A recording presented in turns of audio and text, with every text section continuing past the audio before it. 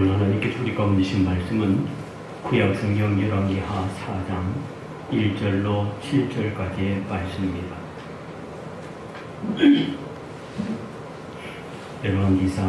열왕기하 4장 1절로 7절까지 말씀, 제가 지금 성경 구약 564쪽에 있습니다.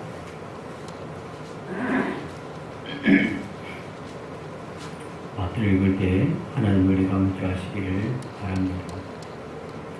선지자의 제자들의 아내 중에 한 여인이 엘리사에게 부르짖어 이르되, 당신의 종 나의 남편이 이미 죽었는데 당신의 종이 여호와를 경외한 줄은 당신이 아시는 바니이다. 이제 비춘 사람이 와서 나의 두 아이를 데려가 그의 종을 삼고자 하나이다 하니, 엘리사가 그에게 이르되, 내가 너를 위하여 어떻게 하랴? 내 집에 무엇이 있는지 내게 말하라. 그가 이르되, 계집종의 집에 기름 한 그릇 외에는 아무것도 없나이다 하니, 이르되 너는 밖에 나가서 모든 이웃에게 그릇을 빌리라. 빈 그릇을 빌어 문을 닫고 그 모든 그릇에 기름을 부어서 차는 대로 옮겨 놓으라 하니라. 여인이 물러가서 그의 두 아들과 함께 문을 닫은 후에 그들은 그릇을 그에게로 가져오고 그는 부었더니 그릇에 다 찬지라. 여인이 아들에게 이르되, 또 그릇을 내게로 가져오라 하니, 아들이 이르되, 다른 그릇이 없나이다 하니 기름이 곧 그쳤더라. 그 여인이 하나님의 사람에게 나아가서 말하니, 그가 이르되, 너는 가서 기름을 팔아 빚을 갚고 남은 것으로 너와 내 두 아들이 생활하라 하였더라. 아멘. 하나님께서 오늘 부활의 기절이 말씀을 통하여서 우리 가운데 은혜 주시기를 원합니다. 이번 코로나로 인하여서 수많은 생명들이 이 세상을 떠났습니다. 특히 영국과 미국, 그리고 이탈리아 등 유럽과 서부 최강국이라고 하는 그런 나라들이 속수무책으로 죽음을 맞이하게 됩니다. 더 가슴 아픈 것은 장례도 제대로 치르지 못하고 대부분 전염될 우려가 있다 해서 사망率이 확산되는 것이 현실입니다. 지금 우리가 이렇게 인간의 고통과 슬픔과 원망과 두려움으로 정철된 절망의 시대를 살아가는데, 지난주 부활절을 맞이하면서 부활의 주님, 부활의 시대를, 부활의 희망을 가지고 살아가는 우리가 이렇게 절망 가운데 살아가는 사람들 가운데 어떻게 이 부활의 희망을 전할 수 있을까? 기독교는 늘 절망 가운데서 희망을 말하는 종교입니다. 죽음 가운데 부활을 말하는 종교가 바로 기독교입니다. 이렇게 암울한 현실 가운데도 우리는 여전히 희망을 말할 수 있어야 하고, 희망에 대한 확신이 있어야 합니다. 세상 사람들은 절망하고 암울한 가운데 고통당한다 할지라도 그 고통 너머에, 암울한 현실 너머에 역사하시는 하나님의 손길을 바라보면서 우리는 희망을 말할 수 있어야 하고 희망을 살아내야 하는 것입니다. 희망에 대해서 어떤 말씀을 전할까 깊게 고민하다가 오늘 구약시대 엘리야 시대에 있었던 한 여인의 이야기를 나누면서 은혜를 받고자 합니다. 오늘 본문의 말씀은 사랑하는 남편을 잃고 두 아들과 함께 큰 빚을 진 이 여인이 그 빚을 다 갚았을 뿐만 아니라 그 이후에 생활비까지도 해결했다는 줄거리입니다. 고대 근동지방에서 과부가 큰 빚을 져서 생계가 막막해진 상태에 있다가 또 두 아들이 노예로 넘겨져야 할 그런 형편이라면 절망 중에서도 최고의 절망이라 말할 수 있을 것입니다. 그런데 이 가정이 어떻게 해서 그저 절망으로 또 빠져나와서 희망의 빛을 찾게 되었는가, 또 그런 암울한 시대에 희망을 말하는 가정이 되었는가 하는 것을 우리가 나누면서 은혜를 받기를 원하는데, 먼저 이 가정에는 어떤 문제가 있었습니까? 오늘 1절 말씀에 보면 선지자의 제자들의 아내 중에 한 여인이 엘리사에게 부르짖어 이르되 당신의 종 나의 남편이 이미 죽었는데 당신의 종이 여호와를 경외하는 줄은 당신이 아시는 바니이다. 이제 비춘 사람이 와서 나의 두 아이를 데려가 그의 종을 삼고자 하나이다. 그렇게 말하고 있습니다. 주인공은 선지자의 제자들 가운데 한 부인이었다, 한 아내였다라고 그렇게 말합니다. 오늘로 친다면 아마 신학교 다니는 전도사의 사모라고 그렇게 볼 수 있습니다. 그런데 그만 아내와 두 아이를 남겨놓고는 일찍 세상을 떠났다라고 말해요. 그냥 죽은 것도 답답한 현실인데 큰 빚에다가 처자식까지도 그 빚에 넘겨놓고 그만 세상을 떠나게 된 것입니다. 그래서 이 여인은 너무나 답답한 나머지 그 남편이 다녔던 신학대학 총장님을 찾아가서 자기 가정의 형편을 알리게 된 거예요. 여기 이제 선지자의 제자들의 아내 중 한 여인은 이 절망에 빠지게 된 세 가지 문제가 있는데, 첫째는 남편이 세상을 일찍 떠난 뒤에 의지할 가장이 없었다라는 거예요. 지금도 남편이 떠나면 생활하기 막막한 것이 사실이지만 그 당시 옛날 중동 지역에서 남편의 비중이라는 것은 이루 말할 수 없이 컸습니다. 그야말로 한 가정을 떠받치는 기둥이고 대들보와 같은 존재가 남편이었습니다. 이게 오직 아내와 자식들은 이 남편 또 아버지 한 사람을 바라보고 살아간 거예요. 근데 바로 그런 이유 때문에 성경은 남편을 잃은 과부와 아버지를 잃은 고아를 특별한 돌봄의 대상으로 규정을 하고 있습니다. 어쨌거나 목회자를 꿈꾸었던 선지자를 꿈꾸었던 이 남편이 일찍 세상을 떠나고 이 선지자의 아내는 졸지에 과부가 되어버립니다. 두 아들과 함께 살아갈 일이 막막한 그런 과부가 된 거예요. 근데 문제는 남편만 잃은 것이 아니라 이 남편이 세상을 떠날 때에 설상가상 큰 빚을 졌다라는 것입니다. 어떻게 해서 빚을 졌는지는 모르겠지만 아마 병중에 남편이 떠났다면 많은 병원비로 치료비로 빚을 졌을지도 모릅니다.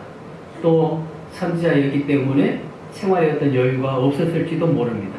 하여튼 이 남편은 많은 빚을 남은 가족에게 남겨줬다라고 그렇게 말합니다. 세상에서 가장 무서운 것이 있다면 빚이라고 얘기하는데, 우리는 할 수만 있으면 사도 바울의 말씀처럼 사랑의 빚 외에는 빚을 지지 말아야 합니다. 빚을 지면 자유함이 없다는 거예요. 항상 체주에게 눌려서 지낼 수밖에 없는데 이자라도 줘야 할 날이 오면 정말 불안하고 초조한 것이 사실입니다. 근데 이 여인은 남편이 세상을 떠난 것뿐만이 아니라 큰 빚을 져서 이제 너무나 이 살아갈 길이 막막한 거예요. 더더군다나 큰 부채로 인해서 사랑하는 두 아들을 종으로 넘겨야 할 처지에 있었다라고 그렇게 말합니다.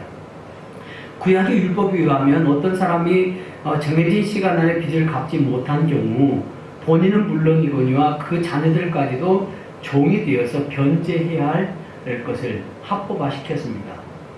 그러니까 여인이 집안 형편 때문에 너무나 가난해서 빚을 갚을 길이 없어요. 사랑하는 두 아들이 남의 집에 종으로 넘겨져야 할 그런 형편 가운데 있는 것이라고는 기름 한 그릇이 전부였다라고 그렇게 말합니다. 그래서 그런 형편을 이제 엘리사에게 와서 말하는 거예요. 그런데 우리가 이런 말이 있잖아요. 산이 크면 그늘도 크고, 그리고 죄가 크면 은혜도 크다라는 말이 있습니다. 절망이 크면 희망도 클 수밖에 없는 것입니다. 본문은 이렇게 극심한 생활고 남편을 잃고 빚을 지고 이제 갚을 길 없어서 두 아들까지도 종으로 넘겨줘야 할 그 절망의 극치를 내달았더니 한 가정이 살아나는 이야기를 다루고 있는데, 절망에서 희망을 말하고 절망에서 희망으로 넘어가는 것을 보게 됩니다. 어떻게 해서 그것이 가능하는가? 첫째는 엘리사를 찾아가서 부르짖었다라는 것입니다. 자기 남편이 다녔던 선지학교 총장인 엘리사에게 찾아가서 도움을 구했습니다. 이 여인이 찾아가서 도움을 구할 대상은 아무도 없었습니다. 먼저 이렇게 우리가 어려움을 당하면 친인척을 찾아가게 되었는데 이 여인의 삶을 보면 아마 도울 형편에 있는 친인척도 없었을 것입니다. 그래서 이 여인은 자기 형편을 잘 알고 있는 이 엘리사에게 가서 자기의 딱한 사정을 하소연을 합니다. 우리가 어떤 문제를 만날 때 그 문제를 해결하기 위해서는 문제를 해결할 수 있는 바른 대상을 찾아가야 해요. 근데 본문의 여인은 어쩌면 남편을 잃고 절망적인 상황 가운데 있었지만 지혜로운 여인이었습니다. 자기 문제를 해결할 수 있는 유일한 대상이 누구인가? 하나님이었습니다. 그래서 엘리사를 찾아간 거예요. 하나님의 사람 엘리사에게 찾아가서 그의 사정을 얘기하고 도움을 구한 것입니다. 하나님의 사람 엘리사를 찾아가면 반드시 자기가 이렇게 절망 만난 이 상황 가운데 자기를 건져줄 거라고, 희망을 말할 것이라고, 희망을 살아낼 수 있도록 해줄 것이라고 믿었기 때문에 엘리사를 찾아간 거예요. 오늘 우리도 큰 문제를 만날 때마다 하나님께 그 문제를 가지고 나가면 하나님께서 반드시 해결해 줄 줄로 믿습니다. 고린도전서 10장 13절 말씀에 보면 이렇게 말씀해요. 사람이 감당할 시험 밖에는 너희가 당할 것이 없나니 오직 하나님은 미쁘사 너희가 감당하지 못할 시험 당함을 허락하지 아니하시고 시험 당할 즈음에 또한 피할 길을 내사 너희로 능히 감당하게 하시느니라. 그렇게 말씀합니다. 문제가 있을 때마다 그 문제를 정확하게 파악하고 계시는 하나님, 그 하나님 앞에 우리가 해결책을 구해야 한다 하는 것입니다. 두 번째로 엘리사는 이 여인에게 너에게 있는 것이 무엇이냐라고 묻습니다. 2절 말씀에 보면 엘리사가 그에게 이르되 내가 너를 위하여 어떻게 하랴? 네 집에 무엇이 있는지 내게 말하라. 그가 이르되 계집종의 집에 기름 한 것 외에는 아무것도 없나이다 하니 그렇게 말씀해요.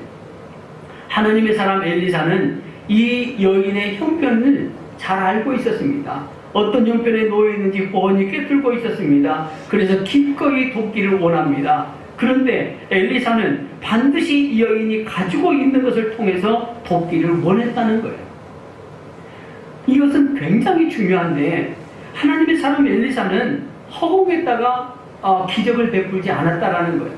사실 엘리사는 죽은 사람도 살리는 기적을 행할 능력이 있었기 때문에 그야말로 아무것도 없는 가운데서 이 여인에게 돈을 마련한다든지 곡식을 마련한다든지 해가지고 기적을 베풀 수도 물론 있습니다. 그런데 엘리사는 그렇게 하지 않았다라는 거예요. 여인이 지금 가지고 있는 것이 지극히 작은 것이라 할지라도 그 작은 것을 통해서 문제를 해결하도록 했다는 것입니다. 주님은 5,000명을 먹이고도 남는 기적을 베푸실 때도 한 번에 기적을 일으켜서 전원을 다 먹일 수도 있지만 그렇게 하지 않았습니다. 작은 소년이 싸들고 온 도시락, 그 물고기 2마리와 떡 5덩이를 통해서 5,000명을 먹이고도 남는 기적을 베푸신 거예요. 작은 것, 한 어린아이에게 마땅한 그런 도시락을 가지고 장정 5,000명이나 먹고 남는 기적을 베푸셨다라는 거예요. 가나 혼인잔치에서도 마찬가지입니다. 물이 변화해서 포도주가 될 때까지 먼저 빈 항아리 6개에 9가지 물을 가득 채우도록 하셨다라는 거예요. 하나님은 우리가 지금 가지고 있는 것을 통해서 놀라운 일을 하고자 하는 거예요. 오늘 우리가 큰 문제 앞에 정말 우리는 아무것도 할 수 없습니다. 아무것도 없습니다. 라고 얘기하지만 하나님은 우리가 가지고 있는 믿음을 통해서 일하기를 원하신다라는 것입니다. 이 여인은 지극히 작은 것, 기름 한 그릇밖에 없었습니다. 그 기름 한 그릇밖에 없는 그것을 통해서 하나님 놀라운 기적을 베풀어 주신 거예요. 그래서 엘리사는 이 여인에게 할 수 있으면 모든 이웃에게 빈 그릇을 빌려오라 그렇게 말합니다. 빈 그릇을 빌리되 조금 빌리지 마라. 그렇게 얘기합니다. 3절 말씀에 이르되 너는 밖에 나가서 모든 이웃에게 그릇을 빌리라. 빈 그릇을 빌리되 조금 빌리지 말고, 조금 빌리지 말고 얼마만큼 빌리라는 거예요? 많이 빌리라는 거예요. 많이. 왜 빈 그릇을 빌리되 조금 빌리지 말고 많이 빌리라고 얘기했을까? 그 빈 그릇에 그 한 그릇 남은 기름을 가득 채워준다는 그 암시가 아니겠는가 하는 거예요. 그래서 이 여인은 그 말뜻을 얼른 깨닫고 가서 두 아들과 그릇을 빌려옵니다. 여기 빈 그릇은 우리의 믿음의 분량을 말하는 거예요. 믿음이 적은 사람은 당연히 빈 그릇도 적게 빌려올 것입니다. 이 기름 한 그릇이 있는데 이 기름을 다른 그릇에 따라 붓는다고 해가지고 얼마나 되겠는가. 믿지 못했으면 그릇을 조금 빌려오는 거예요. 그냥 믿음이 크면 믿음대로 된다고 많이 빌려왔을 거예요. 다행히 이 여인은 많이 빌려왔다는 것입니다. 하나님 우리가 가진 것이 기름 한 그릇밖에 되지 않는 작은 것이라 할지라도 우리의 믿음의 분량에 따라서 빈 그릇을 많이 준비하면 그 그릇마다 하나님께서 가득 채워주시는 놀라운 은혜를 베풀어 주실 것이라는 거예요. 그래서 우리 믿음대로 됩니다. 믿음대로 준비해야 한다 하는 거예요. 그리고 넷째로는 엘리사는 이 여인에게 두 아들을 데리고 집으로 들어가서 문을 닫고 빌려온 빈 그릇에게 기름을 부으라 그렇게 말합니다. 4절 말씀에 너는 내 두 아들과 함께 들어가서 그 문을 닫고 그 모든 그릇에 기름을 부어서 차는 대로 옮겨 놓으라 하니라 그렇게 말씀해요. 여기 중요한 말씀은 두 아들과 함께 라는 말이고 문을 닫고 라는 말씀이에요. 5절 6절 말씀에 보면 이 두 아들과 여인이 이웃집을 돌아다니면서 빈 그릇을 빌려옵니다. 그것은 두 아들과 여인이 빌려온 것입니다. 두 아들은 어머니가 말한 대로 하나님의 사람 엘리사의 그 지시한 대로 그대로 순종합니다. 우리가 어떤 문제를 해결하려면 1차적으로 순종이 필요해요. 하나님 말씀 가운데 그대로 순종하는 것이 필요하다는 거예요. 이 집안에 기적이 일어난 것은 우연히 된 일이 아닙니다. 그 기적의 그 가장 밑바닥에는 하나님을 향한 믿음이 있었고 이 두 아들의 순종이 있었다라는 거예요. 신락 같은 희망이지만 마지막 그 한 그릇 남은 기름을 가지고 큰 믿음으로 빈 그릇을 많이 빌렸습니다. 세상을 떠난 남편도 하나님을 경외하는 믿음의 사람이었지만 그 아내와 그 자식들도 역시 하나님을 신뢰하고 순종하는 믿음의 사람이라는 것을 우리가 알 수 있습니다. 그러므로 위기를 벗어나서 절망을 벗어나서 희망의 시대를 살아내려면 먼저는 온 가족이 믿음으로 순종하는 사람이 되어야 합니다. 그래야만이 절망에서 희망을 말할 수 있고 희망을 살아낼 수가 있는 거예요. 비록 마지막 남은 것이 작은 그 기름 한 그릇이라 할지라도 하나님께서는 우리가 준비한 그 믿음과 순종의 그릇 수만큼 놀라운 은혜와 축복으로 우리의 삶을 채워주실 줄로 믿습니다. 마지막으로 이 새 모자만 자기 집에 들어가서 문을 닫고 빈 그릇에 부으라고 왜 그렇게 했을까? 여러 가지 이유가 있겠지만 어떤 신학자들은 그렇게 얘기해요. 이 기름 한 그릇 남은 것은 그 집안에 남아있는 마지막 재산이라는 것입니다. 그 기름 한 그릇마저 체주에게 빼앗긴다면 이 집안을 기댈 희망이 전혀 없는 거예요. 그래서 이 기름이야말로 이 집안을 지탱해주는 마지막 희망이라 그렇게 말합니다. 그래서 문을 닫고 비밀스럽게 그 기름 한 그릇을 다른 그릇에 부으라 그렇게 얘기합니다. 마지막 희망을 빼앗기지 말라 하는 말이에요. 아무리 생각해도 우리는 이 마지막 남은 이 기름 한 병을, 기름 한 그릇을 우리는 믿음이라고 말할 수밖에 없습니다. 지금 우리가 아무것도 가진 것이 없다 할지라도 기름 한 그릇, 하나님을 향한 그 믿음과 순종이라는 그 기름 한 그릇만 가지고 있다면 어떤 일도 해낼 수 있을 것이다 라는 거예요. 우리는 기름 한 그릇을 빼앗기면 안 돼요. 그리고 문을 닫아야 할 이유는 무엇이냐면 기름을 붓는 이 행위가 방해를 받지 않아야 한다 하는 것입니다. 우리 주님께서 기도에 대해서 말씀하시면서 기도할 때 골방에 들어가서 기도하는 이유는 기도가 방해받으면 안 된다는 거예요. 어떻게 보면 기름을 붓는 이 행위는 기도와 마찬가지예요. 하나님께서 빌려온 그릇마다 가득 채워주심을 믿는 그 믿음 하나를 가지고 문을 걸어 잠그고 세상 사람들에게 방해받지 않고 오직 하나님만 바라보면서 그 빈 그릇에다가 기름을 부을 때 하나님께서 놀랍게 역사하십니다. 그래서 5절 6절 말씀에 어떤 일이 일어납니까? 여인이 물러가서 그의 두 아들과 함께 문을 닫은 후에 그들은 그릇을 그에게로 가져오고 그는 부었더니 그릇에 다 찬지라. 여인이 아들에게 이르되 또 그릇을 내게로 가져오라 하니 아들이 이르되 다른 것이 없나이다 하니 기름이 곧 그쳤더라.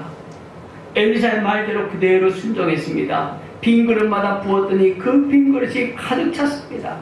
아들들은 집집마다 다니면서 빈 그릇을 빌려왔고 그 새 모자는 방문을 걸어 잠그면서 주의 종의 말씀대로 빈 그릇에다 기름을 부었더니 빈 그릇이 차고 넘치는 기적이 일어났다는 거예요. 근데 신기한 것은 뭐냐면 모든 빈 그릇, 이제 빌려온 모든 빈 그릇이 다 참에 기름이 그쳤다라고 그렇게 얘기해요. 구약반 500여의 기적이 일어난 것입니다. 믿음으로 순종했더니 놀라운 기적을 체험한 거예요. 그리고 7절 말씀에 보면 이 여인이 그 놀라운 일을 하나님의 사람 엘리사에게 얘기합니다. 7절 말씀에 그 여인이 하나님의 사람에게 나아가서 말하니 그가 이르되 너는 가서 기름을 팔아 빚을 갚고 남은 것으로 너와 네 두 아들이 생활하라 하였더니 그렇게 얘기해요. 여기 말씀에 보면 아마 이 여인이 그릇을 조금 빌렸을까 많이 빌렸을까 이 말씀을 보면 유추할 수 있어요. 만약에 이 조금 빌렸으면 빚 정도 갚고 말았을 거예요. 그런데 빚을 갚고도 생활할 정도로 이 여인과 두 아들이 생활할 정도로 넉넉하게 빌렸다라는 것을 알 수 있습니다. 빚을 다 갚고 두 아들이 생활비까지 해결된 것입니다. 현재 문제뿐만 아니라 미래의 문제까지도 해결받았다라는 것입니다. 그야말로 남편 잃고 빚잔치 해야 할 이 가정이 절망에서 희망으로 넘어간 것입니다. 히틀러 정권에 의해서 시시각각 죽음의 그림자가 드리워질 때마다 죽음의 공포를 이겨냈던 그 시가 있는데 독일 퀼렌시의 그 한 지하 방공호 벽에 쓰여진 그 시의 내용을 보면 이런 내용이 있답니다. 태양이 구름에 가려 빛나지 않을지라도 나는 태양이 있음을 믿는다. 주위의 사랑이라고는 전혀 느낄 수 없지만 나는 사랑이 있음을 믿는다. 하나님이 비록 침묵 속에 계실지라도 나는 하나님이 계심을 믿는다. 이 정말 암울한 현실 가운데 많은 사람이 죽어가는 그 현실 가운데 태양이 구름에 가려있다 할지라도 태양이 없어진 것 아니고 태양은 여전히 있다는 거예요. 내가 지금 사랑을 느끼지 못하지만 사랑은 여전히 있다는 거예요. 하나님이 살아계심을 나는 지금 느끼지 못하지만 하나님은 분명하게 살아계시다.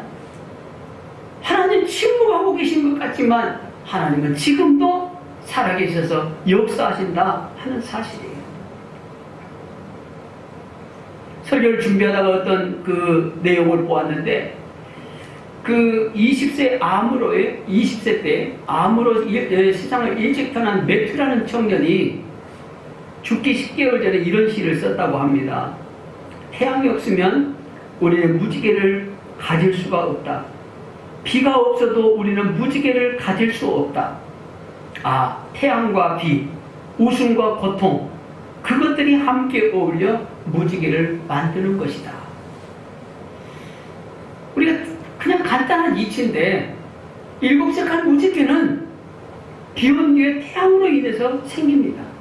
인생이 아름다운 것은 비가 온 뒤에 쏟아지는 그 태양빛에 의해서 무지개가 아름다운 것 같이 우리 인생의 고난 뒤에 찾아오는 놀라운 희망으로 말미암아서 우리의 인생이 더욱더 아름다운 것이다 하는 거예요.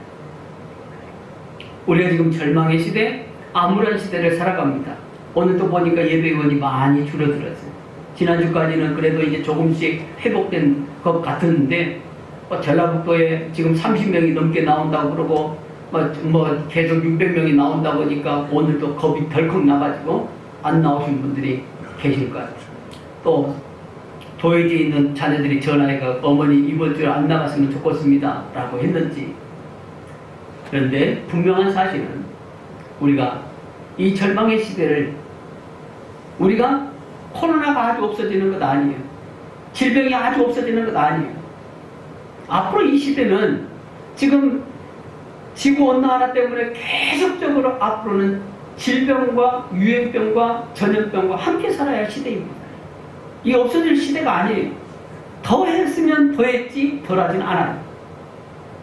우리가 기도해야 하지만 분명한 사실은 이런 어려움이 있다 할지라도 이 어려움 가운데 믿음의 사람들이 어떻게 살아갈 것인가를 분명히 깨달아야 한다는 거예요. 우리가 어려움이 오면 그 어려움을 피할 수 있으면 좋지만 피할 수 있는 것이 아닙니다. 그러면 낙심하고 좌절하고 절망하고 앉아있을 것인가? 그렇지 않다는 거예요.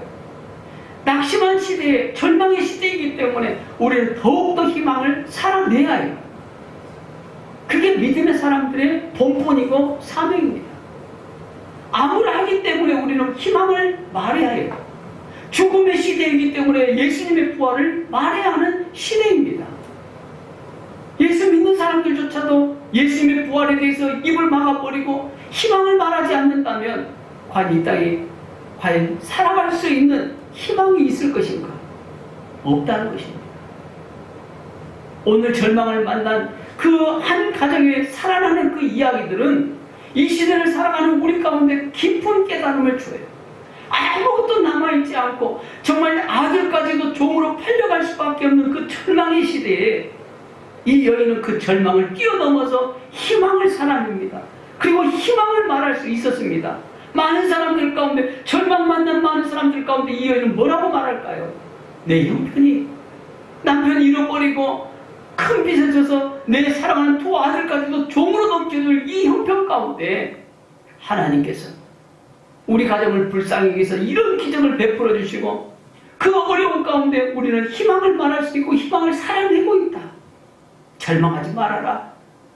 아무리하지 말아라. 포기하지 말아라. 누가 있다? 하나님이 있다. 하나님 우리 가운데 은혜 베풀어 주신다. 분명하게 말할 거예요. 여러분, 우리는 절망의 시대를 살아갈 수밖에 없습니다. 암울한 시대를 살아갈 수밖에 없어요. 죽음의 시대를 살아갈 수밖에 없습니다. 시편 다윗의 고백처럼 정말 사망의 음침한 골짜기로 지날지라도 해를 두려워하지 않을 것은 주께서 나와 함께 하십니다. 오늘 우리와 함께 하시는 주님을 믿고 우리는 희망을 말하고 희망을 살아낼 수 있기를 바랍니다. 내가 가지고 있는 적은 것, 비록 작은 믿음이지만, 비록 적은 어떤 물질이지만, 비록 적은 것이지만 그것이 어떤 것이든지 간에 그것을 통해서 하나님은 큰 것을 이루기를 원해요. 문제를 해결해 주시기를 원하고 오늘 우리의 그 절망의 시대를 끝내기를 원하세요. 원하기는 우리 안전교회 모든 믿음의 성도들이 이 빈 그릇을 풍성하게 채우시는 하나님과 믿음과 순종으로 경험하고 또 이 시대에 정말 진정한 절망의 시대에 희망을 말할 수 있는 우리 성도들이 다 될 수 있기를 주님의 이름으로 축복합니다. 기도하겠습니다.